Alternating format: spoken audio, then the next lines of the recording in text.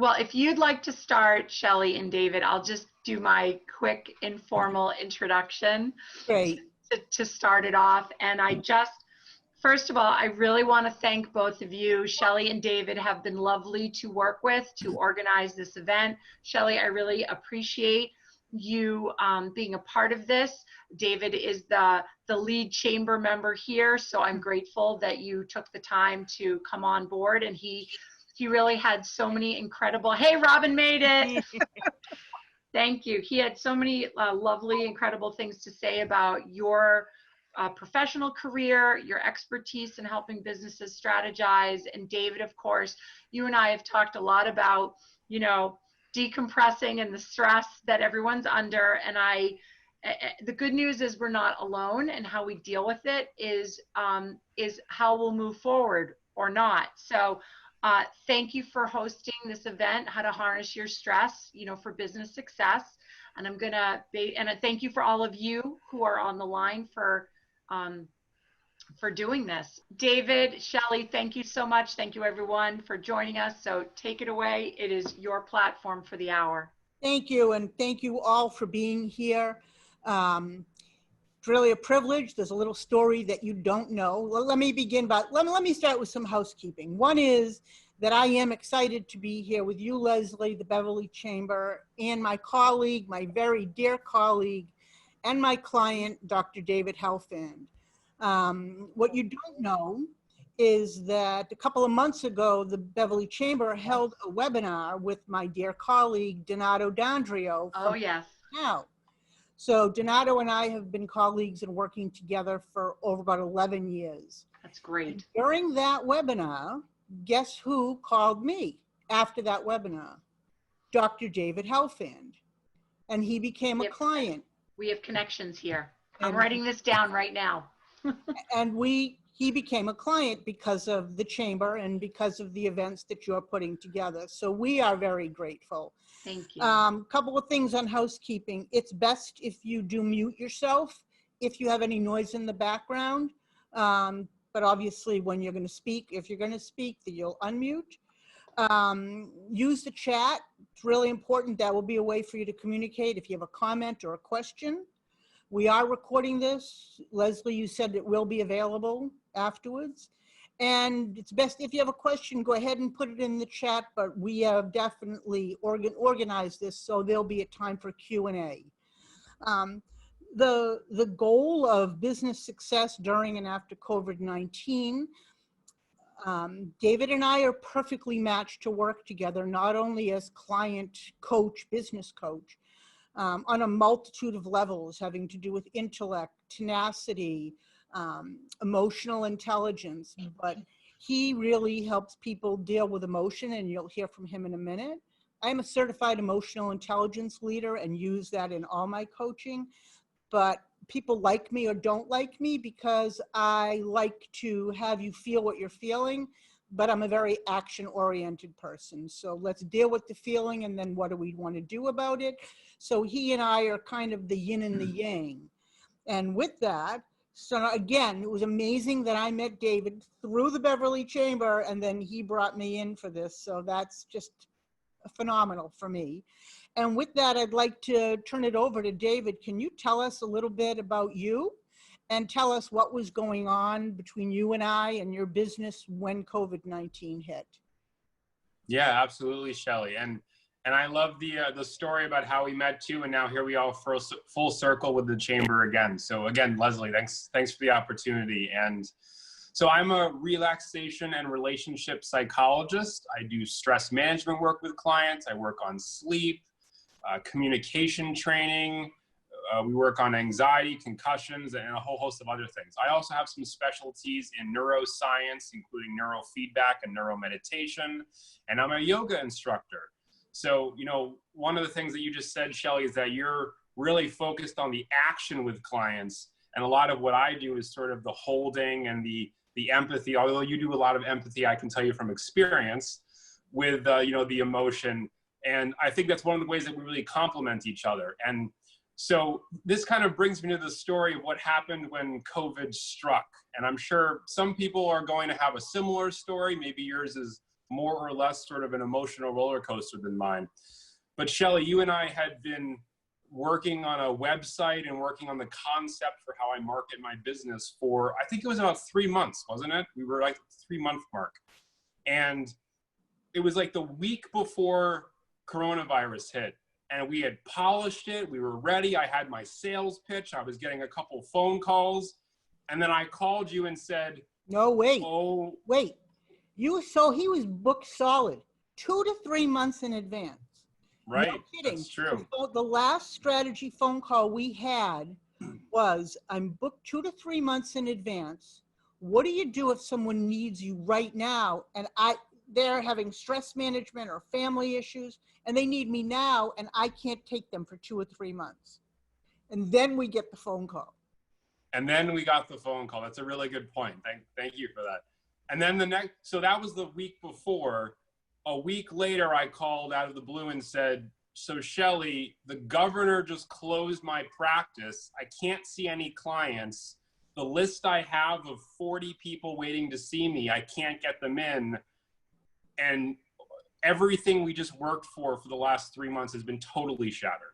No, you actually said this, and everything we worked for the last 3 months is totally shattered. I'm like, all right, wait.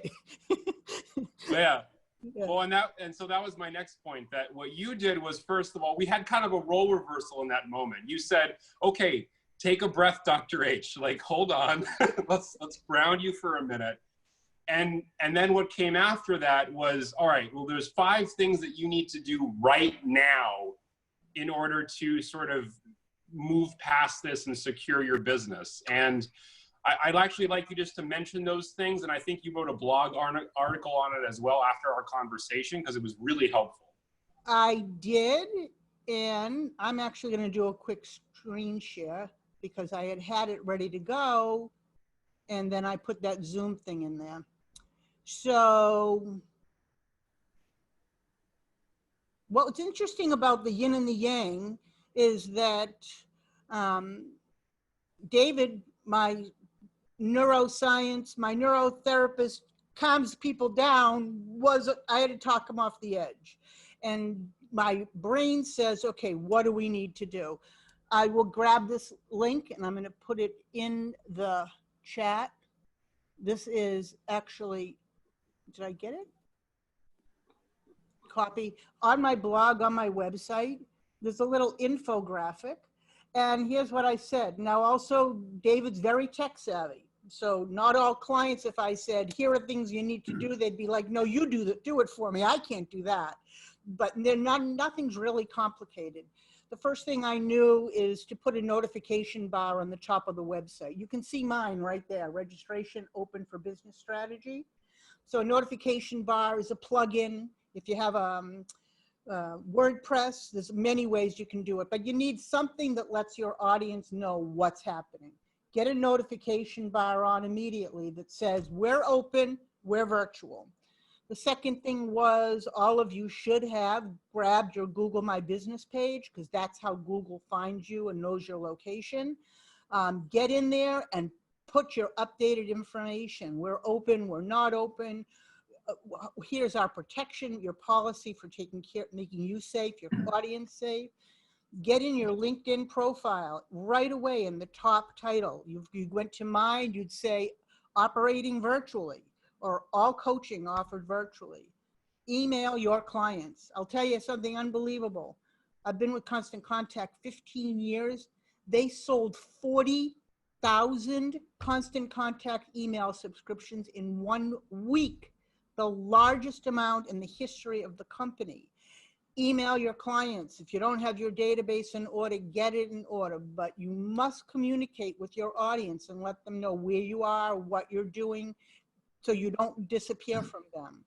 And if I can add to that, the emailing your clients, Shelly. So some of you, I think, are probably on this call right now because maybe you got a newsletter email from me, or we've been staying connected. So it's not only important for the clients, it's also important during this time because networking. I have found that I have done more networking the last 3 months than probably the previous year, just because, you know, everyone needs that support. Yeah. update your website, update or create a new website. There's nothing better time than to do that. Make sure that your offering matches the current needs of the client, and use video when possible. I want to go to stop share, and I want to put that link in the chat so you can have that infographic. Okay, so if we get back on track, so we went to work, and the best part of the end of that story is, you know, I felt sick, he felt sick, David had a baby due in about a month, and, you know, everybody has their own panic, but it was really, really painful. And then a week later, after we did all that, and he got on the phone, called clients, he was able to call me and say, Shelly, I have 19 hours of clients next week, and I have booked a couples retreat for the following weekend, virtual. So the bottom line is to tie this together so we can move forward. There is, and I think this is a great place to start, right? For me, emotional intelligence is I do a simple explanation, and Dr. Helfand will do a more in-depth. Emotional intelligence is the ability to connect your head to your heart in the simplest form. And your head, you can't operate just from what you know, the thinking brain, the logical brain, because any response or answer from that area only is going to be the wrong answer. Any more than if your response is only from your heart or your feelings, and everybody's talking like this and the emotions run high, it's the wrong answer. Emotions actually derail the thinking brain. So the ability to have emotional intelligence and to manage emotion during, after COVID, and for the rest of our lives is the ability to step back and connect your head to your heart. And if you look at the combination of David and I, that's what I did. And I'm going to give you a little philosophy about how to do that better in a minute. But David, why don't you take it from there and talk to us about how the brain works under stress? Yeah, absolutely. So the first thing I want to mention is that this is a unique kind of stress because this is everything at once. You mentioned, Shelly, that my wife gave birth to our son about a month ago. So we have a COVID baby. She found the best onesie. I just have to say this. So it's a onesie that says, I'm here, what did I miss? So, you know, we gotta get our joys where we can these days. You know, one of the things that I've been telling a lot of clients is that this is basically a grieving process we've been going through. That when coronavirus first started, there was a shock, you know, like, okay, what's going on? What are we in for? How do we make sense of this? There was denial. I'm guilty of that as well. Oh, this will be over in 2 weeks. We'll be back to business as normal, right? And then there's the bargaining that happens where, okay, well, let me just do a little bit of marketing, or you start asking your higher powers or your spirit guides, like, please, let's get through this. I'll do anything you want. And then there's the whole gamut of emotions. And that's kind of what we're talking about now, is that, you know, the anger, the frustration, the guilt, the, you know, overwhelmed, just all these emotions that come up. And in order to get through that and move towards the latter stages of grief where you have acceptance and hope and there's a plan in place, that's where the neuroscience is really helpful to understand that. So when you're in your emotional brain, you're generally in your limbic system, which is deeper in the brain. You can think of it like the pit of the avocado in a way. And when you start getting more rational and logical and you have a plan and you're more optimistic, you're using the cortex, the outer areas of your brain, which is like the primate brain. That's where a higher function in humans comes from. And one of the skills that I give all of my clients, I would say 99% of the people that, I was going to say come through my door, maybe log into my chat is a better way to put that these days. So 99% of people, I teach them how to breathe. And there's so many reasons that breathing is powerful. But let me just say that for the people on this call right now, or if you're listening to this in the recording, if you can get yourself into your breath your breath is partly controlled in that deeper structure in your brain. And it starts to connect the head and the heart, if you will, as Shelly said, but it connects your cortex to those deeper emotional centers, and it can calm you down. It's not just philosophical, it's biochemical, it's mechanical. Breathing and getting awareness of your breath really does calm all of those centers down. So, I mean, that's a fundamental skill. Like I said, I teach everybody. For people that are still in this sort of emotional panic state, or you're trying to figure out what, where do I bring my business? How do I help my employees right now? This is a really helpful tool that you can use yourself, and you can start, you can have breathing classes with your group. I worked with another company in Boston recently, and we just did several minutes of breathing together before we even talked about what was going on in the room. So that's usually how I describe it. There's two things I would say to that. One is that we're actually unaware that we're holding our breath. So when events come to us, we're like braced. Our spine is braced, our gut is braced, our brain is braced. And so what David's saying, it sounds simple, but it's really like breathing, taking air in and out, and even what we call it taking a pause. So there's two philosophies, and just to let you know where we're going with this, we wanted to talk about this part of it and give you David's thoughts about that, and I want to give you mine. And then I also want to talk to you a little bit about what we did with David and what I think about in terms of what we need to do to make sure business is moving forward. Okay? So in the certification training that I have, there's a formula called VET. And it's actually what I did with David. And VET stands for validate. The V stands for validate.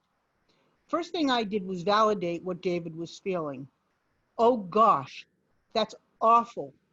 You must be so disappointed. You must be so frightened. All I did was validate how awful it was for him. People want to be heard. It was awful. He just worked his booty off for 3 months to have it, not just David, but I'm talking about David right now. The E stands for empathize. People want you to empathize. They don't want you to jump in and fix it or solve it. They just want empathy, how sad it is. And they also then want the opportunity to explore. The E also stands for explore. Empathize or explore. What can we do? What's possible? How can we talk you off the ledge? And the last thing is T, which is transform. So the formula, when you have, I don't care if it's a spouse, a child, or a client, that you need to hear them, validate, explore, and empathize, and you can transform the direction of the feeling to give people an idea that something else, a plan. You can then move to the plan of what's possible. If I can just add to that, Yeah, Shelly, please. that when someone is doing that too, so again, you can do this with a partner, an employee, a business coach, a professional, but when someone's doing that to you, it's also getting you out of that emotional center of your brain, and you're getting into that more logical place, which is all part of this movement in the right direction, because So can you talk about the eustress and the de-stress, please? Yeah, sure. So just to wrap up that thought, that in order to be in a productive, business-minded, place, we need to think rationally. We need to be crunching numbers or thinking about the future. And if we're, as a business owner, right, if we're just in this emotional, reactive place, that's usually not a good place to be, as if you're the one managing and you're supposed to be a leader. So what Shelly just mentioned, eustress and distress, is a very common distinction made in neuroscience and health psychology. The basic idea is that the way that your brain or your being, however you want to think about this, interprets a stressor, so the event that is stressful, changes your chemistry and changes your ability to react and use the event. And so great example of this is, so with COVID-19, right? As I mentioned before, I called Shelly, and like my whole business model got blown up. And I felt like I just fell on my face on hard concrete. And after going through all the emotions of that, there was an option. I could see that as a distressful event, and I could feel defeated, and I could feel like, okay, everything I work towards is gone. There's nothing I can do. Or you can see that as eustress. And eustress is when you take that event and see it as a challenge and an opportunity.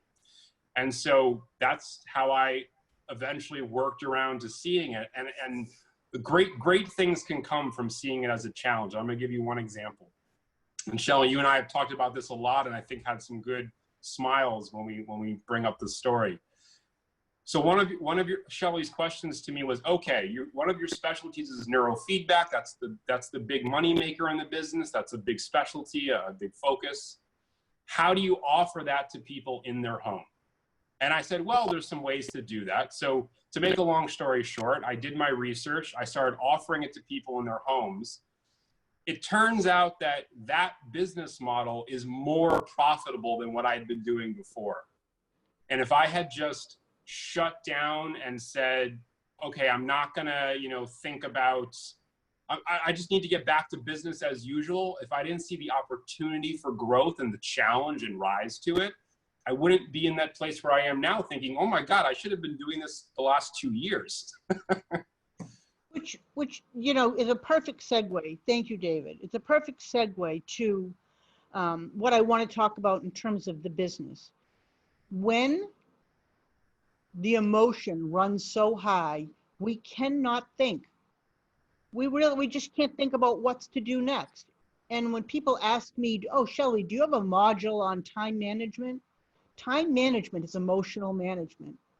I, like all of you, walk in my office and I'm like, all right, now which do you do? So you could either go, oh my God, what's first? Or you just do make an action plan. I'm going to tackle the top 3 things.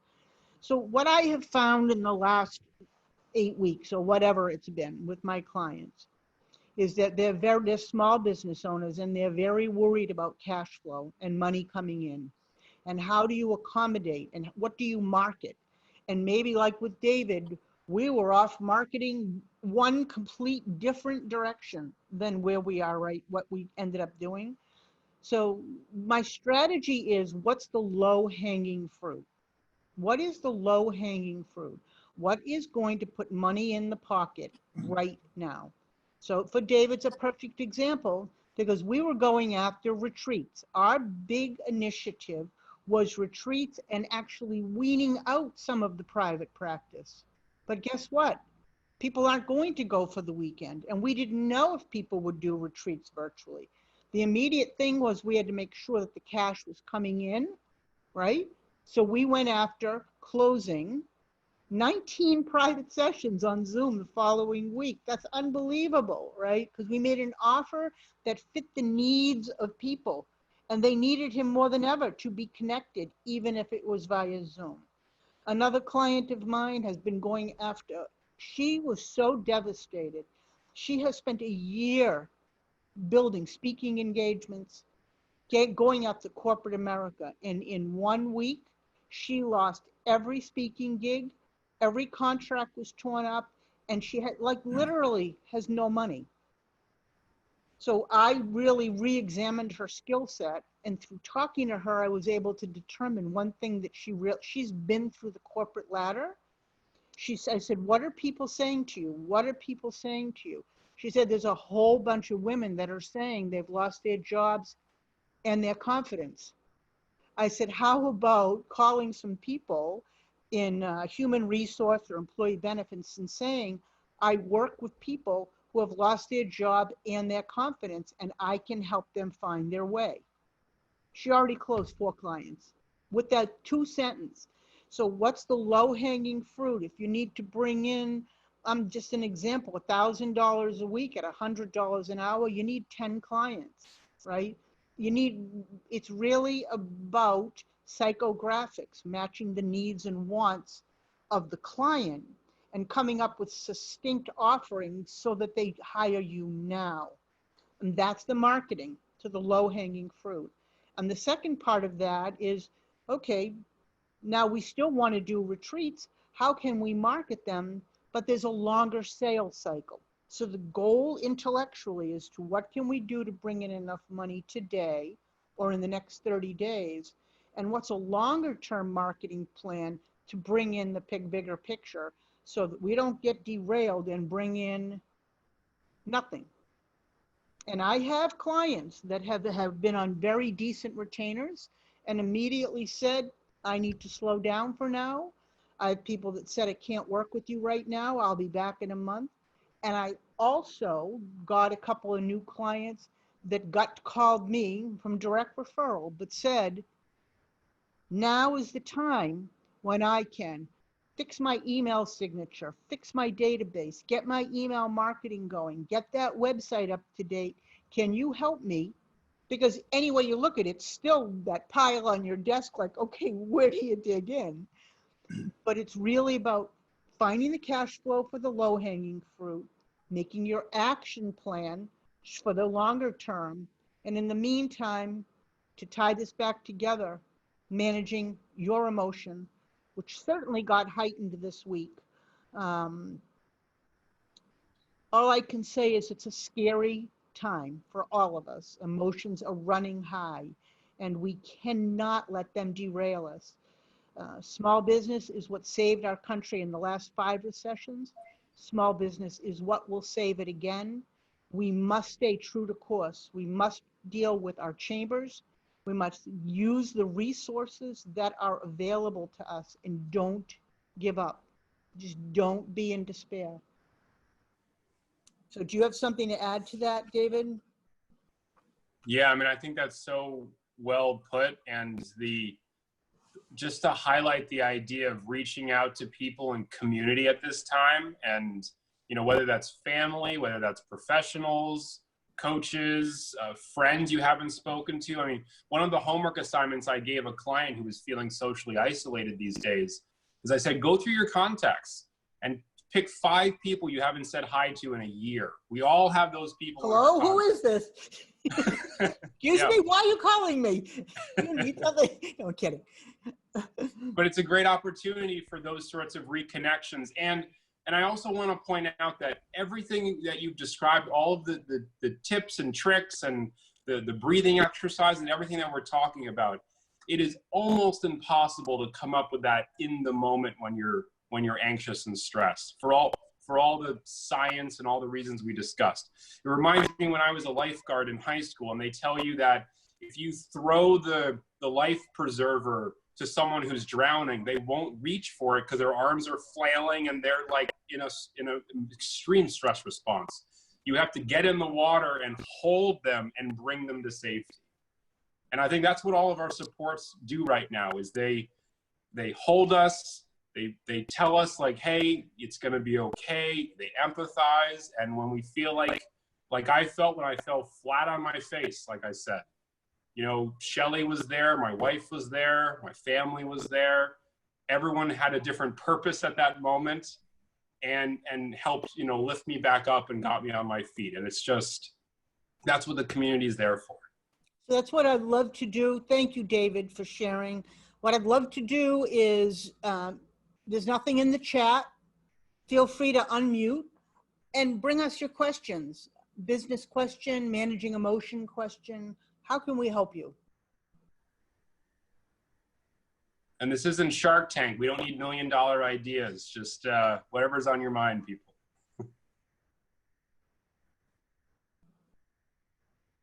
No questions about your own business?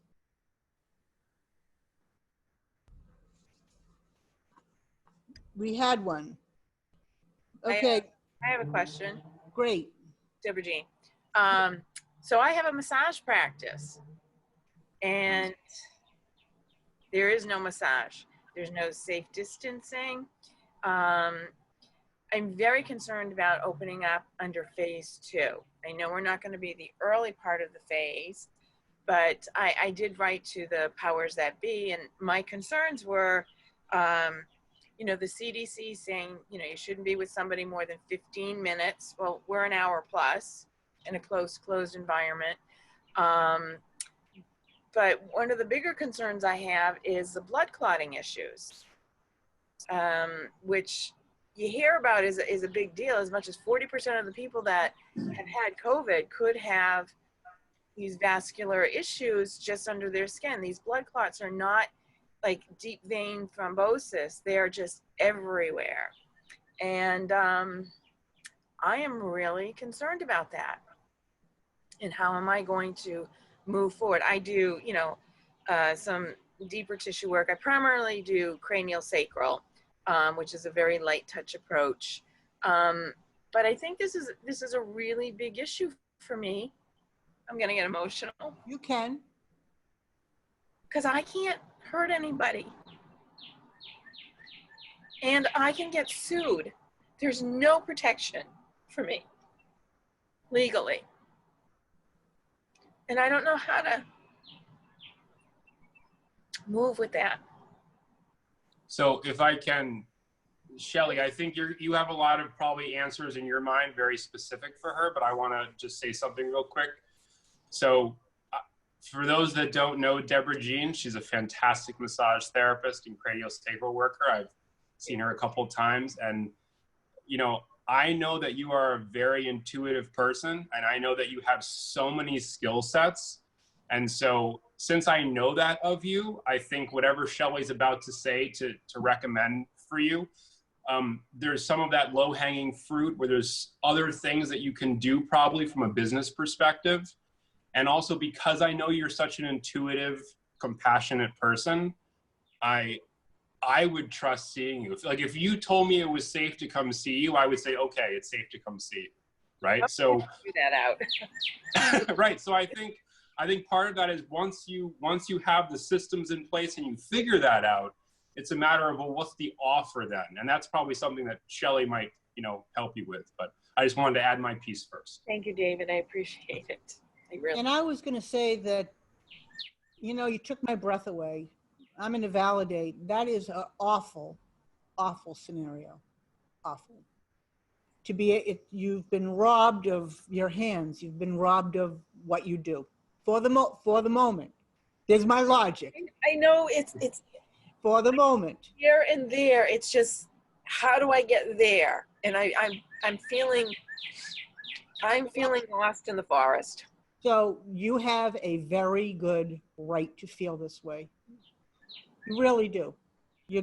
It's just the people that touch us, the massage therapists, the acupuncturists, the people that, my hairdresser, you know, all of the things that, where we touch people. It's one thing to business coach or do therapy on Zoom. You can't do massage on Zoom. But, so first I wanted to go with my vet, and I want to show you how important it is to validate that I can't imagine losing all of that, just like David, but yours is harder because you have to find a very creative way. So, you know, what I told my kids, they would say to me, Mommy, when am I going to stop crying? And I would say, you're going to stop crying when you stop crying, you know, so you have to feel what you feel. And the second part is that I do wonder if it's an opportunity to explore, if you're intuitive, if you have other skills that you might be able to explore offering now until you open. And only you are gonna know when it feels safe. I had someone come here the other day. I had a massage therapist come here. Gloves, wiped the table in front of me, had a mask on the whole time, did not work any near where my face. I had the window open. I felt unbelievably comfortable. So, and she said that she was hit so badly. She's here in Marlborough, Mass. She shuttered the doors. She can't recover. So what she's doing is she's actually coming to homes. She's making X amount of people. And this is all within, you're going to have, like David said, you're going to have to dig deep in what's comfortable for you. But she was here for 2 hours and walked away with $240. So if you make that trip 5 times, you're making a decent week's pay. So, and again, that's a perfect example, Deborah. So if the emotion is running this high, feel what you're feeling, and then see if we can get to a place where you could explore what could you do? What could you do until you're ready to go back? Is that a question or? No, Okay. I don't have a question. The question is, that has to be explored. Is there something, I'm going to bet you, based on what David just said about you, that you have a boatload of skills that you could bring online. Or maybe there's X amount of clients that you would feel you could create parameters if money is an issue. And maybe you could figure out you're only going to go to these 5 places. Maybe they need to have the screening. I mean, it's deciding what your parameters are. And again, I go back to the low-hanging fruit. What do we need to bring in? Do we need to bring in $4 grand a month so you can eat, pay your rent, keep going, right? And how could you possibly make that? But I do think that's everything what David and I just said, the emotion. It's high. and with good reason, but we can't make decisions or plans until we cope. Right. So along those lines, Deborah Jean, since I know the work that you do, are you doing your own body work and energy and self-management and care? Not as much as I would like to. I am doing some. I'm also doing a lot of online catching up on the learning, like repeating my ethics courses and all that kind of stuff. And I've also am looking at, I did a intro to the immune response class, which I thought was absolutely fascinating. And yes, it's very timely. And I found that it reduced, when we were doing the self-exploration, that it reduced a lot of pain that I have from overdoing yoga in my shoulder. Right. So it was nice to have 36 hours of pain-free. And it also validated reducing the inflammation with the cranial sacral work. So that was really awesome. And well, you did so very positive. You made an action step, which is basically what you and I are saying. Yeah. Doing something is better than sitting stuck in the feeling. Have the feeling and then do something. I want to address Susie. You had a question? Thank you. Thank you. Hi, Deborah Jean. My name is Susie, and you had mentioned legal protection. There must be some sort of liability insurance or something like that that you can. It's not covered. I do have professional liability insurance, and I also have a general liability insurance. You cannot be covered for a communicable disease. So, okay. You know, so it doesn't cover the COVID. Oh, okay. I mean, for these blood clots. I mean, I'm not medical. Oh. Even the medical community is having problems with this.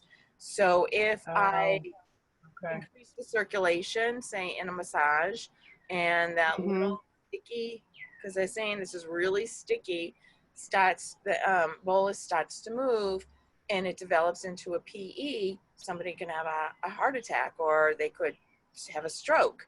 You know, and I'm not thinking just on my table. I'm thinking, you know, even 72 hours after. And it could be, oh, it was massage.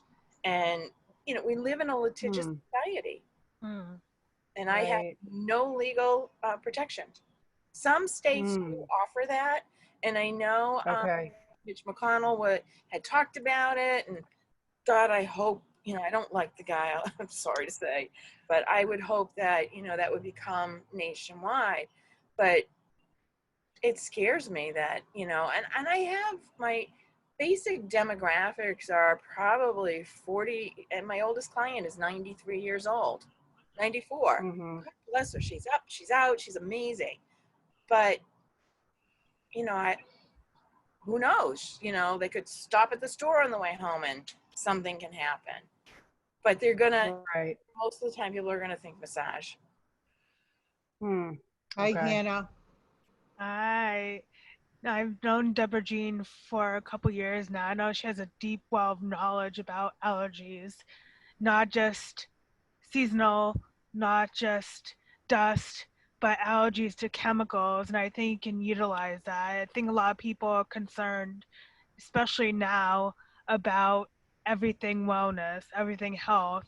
And so I don't know if there's a way you can consult on that until you are able to do your hands-on work. You know, for me, it would be just learning, you know, more on how to become better. You've educated me so much about awareness. Yeah. Well, thank you. So, but I mean, Hannah, so Deborah, it's about getting past the emotion. Yeah. Embracing your own self-worth, looking at the skill sets that you have that are beyond hands-on and that you have, and then start thinking about how to monetize that. One thing that I am as a business coach, I'm very revenue driven, because without the revenue, we don't really have a business. You know, Right. you've got to drive revenue. So just want to know, does anybody else have anything? Courtney, Robin? Nothing? I would just say, well, I guess a question is, how would you suggest dealing with stress for our employees as we start to reopen? I know I have a couple of employees who are very high anxiety in general, and even coming back after reopening, even though everything's in place, getting them back to normal, I guess. It's a great question, Courtney. Can I ask you what you do? I'm the director of a home care agency. Okay. And that's More challenging. so our office employees, some of them. Oh, I see. So it's interesting, because one of the stories that David and I had tracked down is that one of my clients, I told her I was going to tell this story today without mentioning her name. She's normally very steady. She has a whole team of staff. Many of them are working out of the house. And this is the phone call I got. It's too much. I can't do it. It's too much. Home parenting, homeschooling, parenting, managing employees' emotions, making sure they're doing what they're told. It's just too much for me. And so we just had a conversation today about what's the strategy. And she first she wrote this unbelievable letter and sent it to me and said, I wrote this letter. What do you think? And I called her. I'm like, do not send that letter. You are not their best friend. Do not let them know that you are dealing with the same thing at home. You're the leader of this company. So the first thing she had to do was manage her own darn emotions. And the second thing we did was really to start to have morning meetings. And she told me that this worked out beautifully, that she is having them gather around, and she is setting expectations for the day. She is setting up roles, responsibilities, expectations. One of the things that they were doing is they were coming to her every 15 minutes, right? And if I tell you the truth, what we came up with is the GSD method. Get done. She went into the office and she put on the whiteboard GSD, and I said, you need to explain to them that there is so much has to be done in one day, that if they're whining, if they're passing the buck, she said the whining's killing her. They're whining it, the kids are whining, the employees are whining. I said, okay, so this is about teaching them communication skills, and this is about getting shit done. And if we're in the middle of taking care of babies, or, you know, she had this scenario, she wrote it to me. I said, I can't help you if I don't know what's happening. She writes me this email. Stacy was supposed to make the phone call. Stacy told Chad to do it. Chad thought that so-and-so was doing it, and in the end of the day, no one did it. I'm like, okay, so we go back, right? Morning meetings, roles, responsibilities, expectations. By when? We need to get this done. Can you have it done by 3 and let me know that it's done? And again, you validate where they're at, empathize, and get them to execute something that you need done. Love that. GSD. GSD. Get. Now we If I can't. can Now add to now I that. got to get a video editor. I should have said, get stuff done. We'll add the bleep in at some point. So if I can just add to that, Courtney, when I teach corporate communication skills, and actually same with family communication or couples as well, I always emphasize to talk about what you want. So when you talk about what you want as opposed to what you don't want, it generally makes the environment more friendly and positive, and you're also going to get it. So our brains cannot picture a negative thing. So if I say, you know, don't think of the white polar bear, or if I tell an athlete, don't drop the ball, then you're invoking the image of the exact thing you don't want. And so from a business perspective or a managerial perspective, to say, these are the expectations, this is what I want a smooth functioning office, this is how we're gonna do it. That's a much better communication than saying, these are the things we don't want. Now sometimes you have to be clear about these are things that can't happen. That's just part of running a business and some communication, but making sure you're emphasizing more of what you do want and you're invoking that sort of imagery. And also, Courtney, it's really about having some courage, right? Like I said to the other business owner this morning, they don't have to stay working for you. Okay?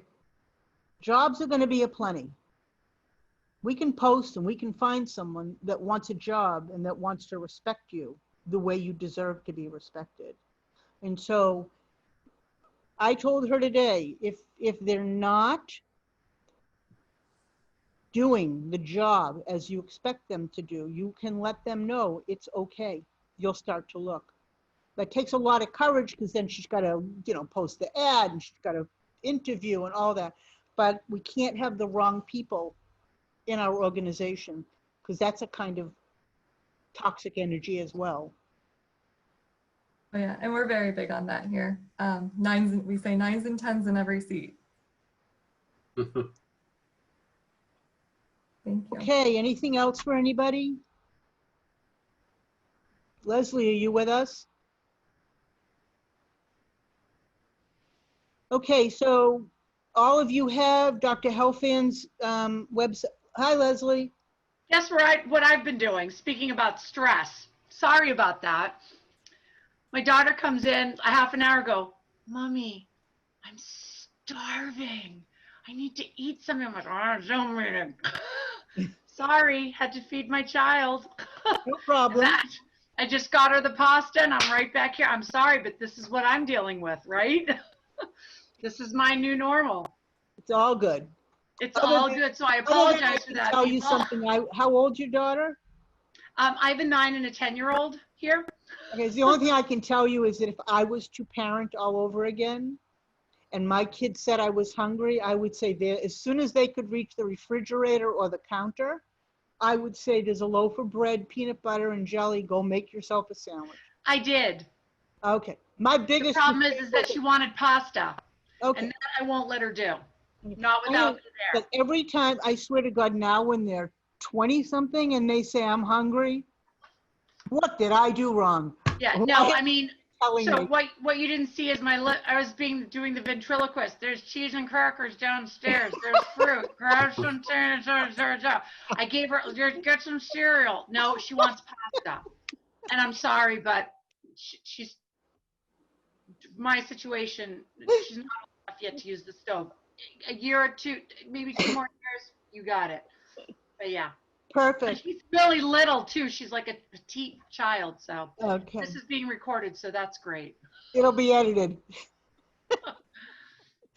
All right. So listen, you have Dr. Helfand's website. You have my website. I'm assuming everybody does. Yes, Leslie? Oh, yes. Okay, everybody has it. So if there's something we can do, shoot us an email. You will get the recorded. Is that true? As long, yeah, if you send it to us, we can send it out because you're the host. I don't know who's recording it. Did you hit? I don't know how, but I'm hoping that I'll have it. And yeah, I think as the host, you have to record it because we're not hosting. Yeah, I just don't know how that happened, but that was my intention. But I'm going to get it edited. I'll send it back to you. And then let's get it to you and we can help. Shoot us an email. And I think the way you can help us is just talk to people about Dr. Helfand services, talk about mine. People don't need to make a big investment with either one of us. 1 or 2 sessions could really help a business owner with some new strategies and support at this time. And all we have is, in my belief, I really believe that the #1 marketing strategy today is each other. Each other. Talk about each other. Talk about us. Share. It's a sea of Facebook. It's a sea of LinkedIn. It's a sea of webinars. People are overwhelmed. But I just got a great client this week, and it was a direct referral from another client that talked about me exactly how I wanted to be talked about. So teach your people. Yep. That's what I think has to happen. We have to talk about each other. And if I can add to that, Shelly, I think that authenticity goes a really long way right now. That if you're involved or you have the opportunity to rebrand or offer something that is like your passion and drive, and people feel that on the camera, and we don't have the opportunity to meet face to face. So if you can exude all of that in a camera or a phone call or however you're connecting with clients right now, it's going to go a long way to not only growing the business, but growing a business that you want to be running. Give of yourself freely. Give. Okay, it's just about pasta time, even though I don't eat pasta. Would love to have some. Leslie, thank you again. Very grateful. Thank you all. Thank you, Thank you. Leslie. Thank you, everyone. Have a good weekend. Thank you. Be safe, everyone. Congratulations, David. Leslie, thank you. And You're very welcome. Shelly, thank you so much for your listening and advice. Big virtual hug to all of you. And Deborah, you're going to be fine. You're going to be fine. I know. All right. Thank Bye. Thank you. Bye-bye.